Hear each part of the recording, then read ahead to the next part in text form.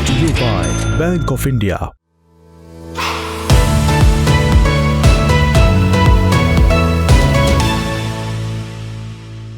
नमस्कार, मेरा नाम उपासना है और आप देख रहे हैं द लल्लन टॉप का डेली फाइनेंशियल बुलेटिन खर्चा पानी।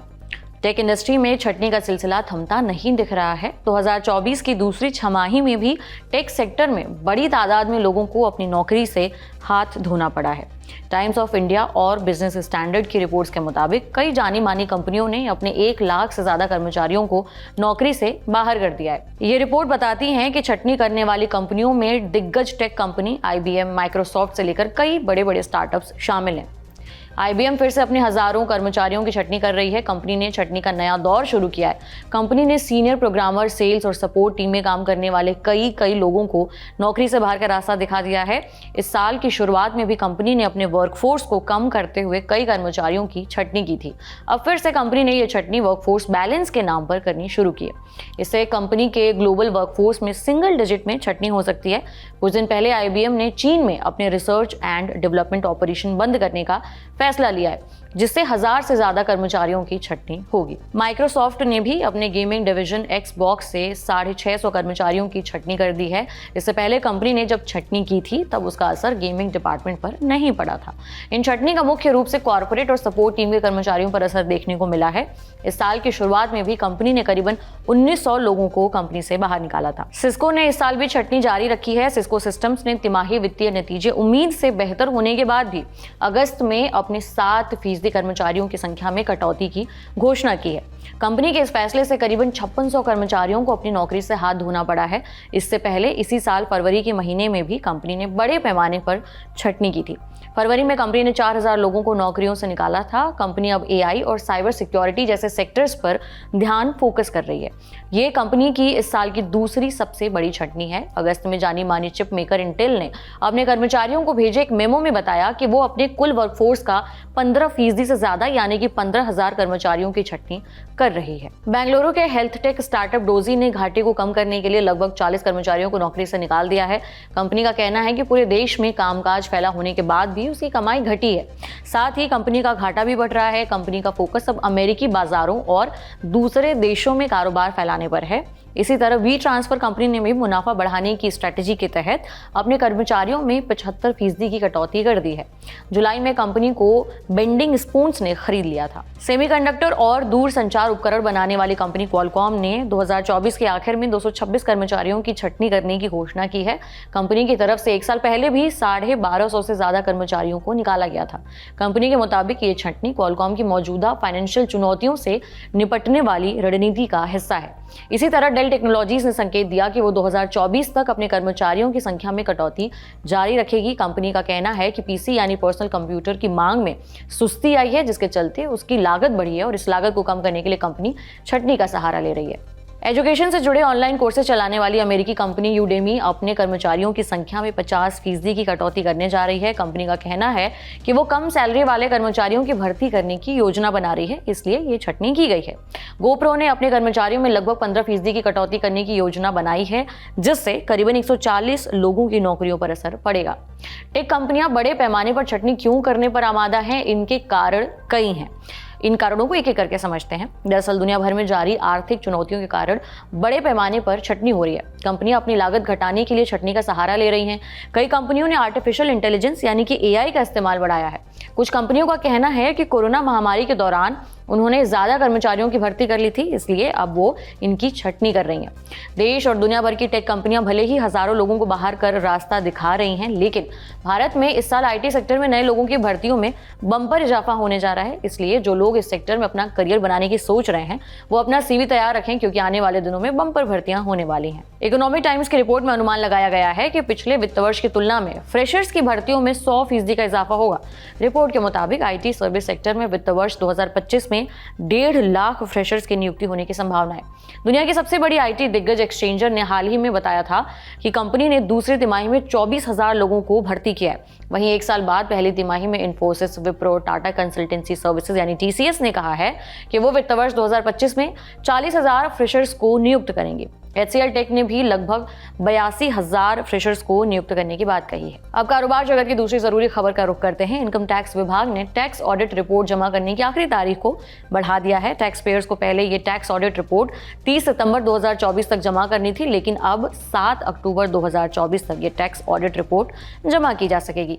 इनकम टैक्स विभाग ने ये जानकारी दी है। Central board of direct taxes यानी CBDT की तरफ से जारी सर्कुलर में कहा गया है कि CBDT ने पिछले वर्ष 2023-24 के लिए ऑडिट की विभिन्न रिपोर्ट्स को दाखिल करने की तारीख बढ़ाने का फैसला किया है।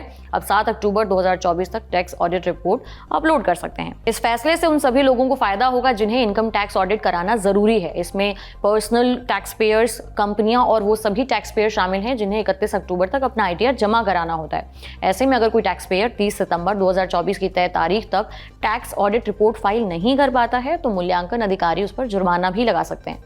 जुर्माने की राशि संबंधित वित्तीय वर्ष के लिए जो टोटल बिक्री है, टर्नओवर है, उसका आधा % या 1.5 लाख रुपए के बराबर जो भी हो, इनमें जो भी रकम कम हो उतनी चुकानी पड़ सकती है।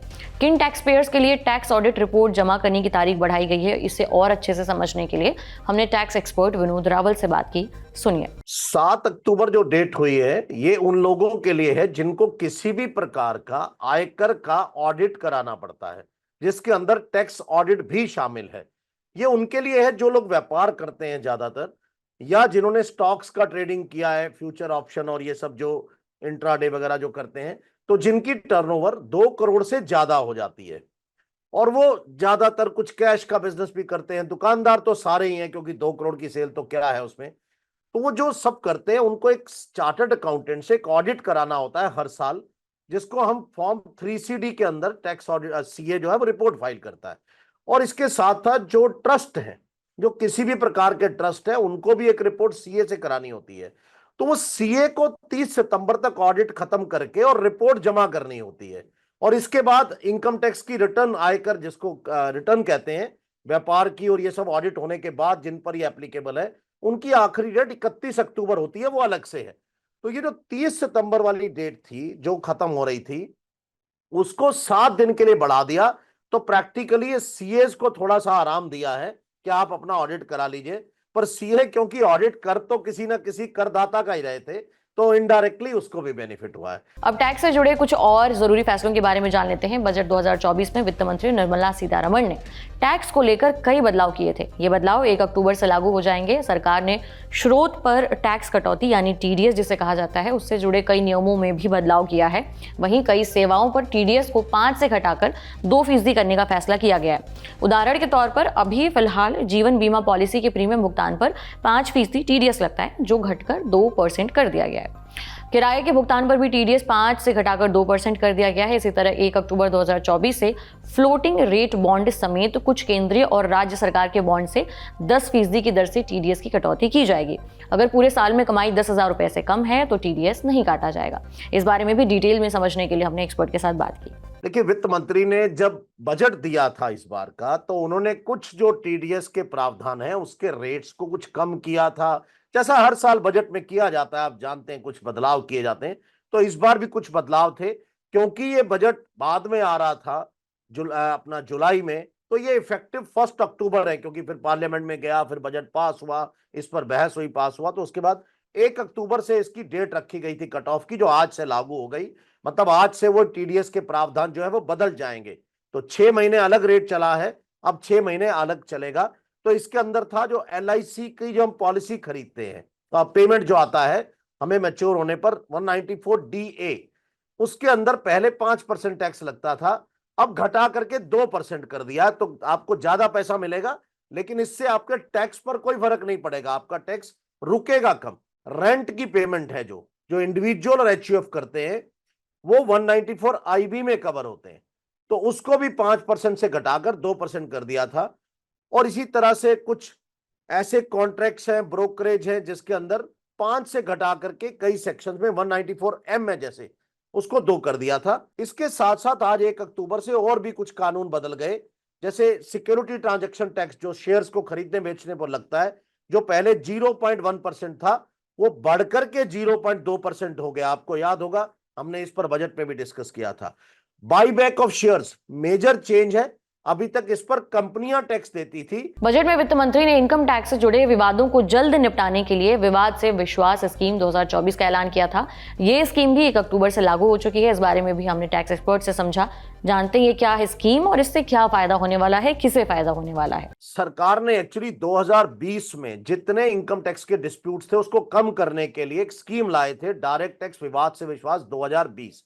वो बहुत कामयाब रही क्योंकि सरकार ने कहा टैक्स दे दीजिए, छोड़ दीजिए ब्याज पेनल्टी हम भी छोड़ देंगे, मतलब खत्म करते हैं बात को, झगड़ा नहीं बढ़ाते, आप टैक्स दे दीजिए हम पेनल्टी और ब्याज छोड़ देंगे।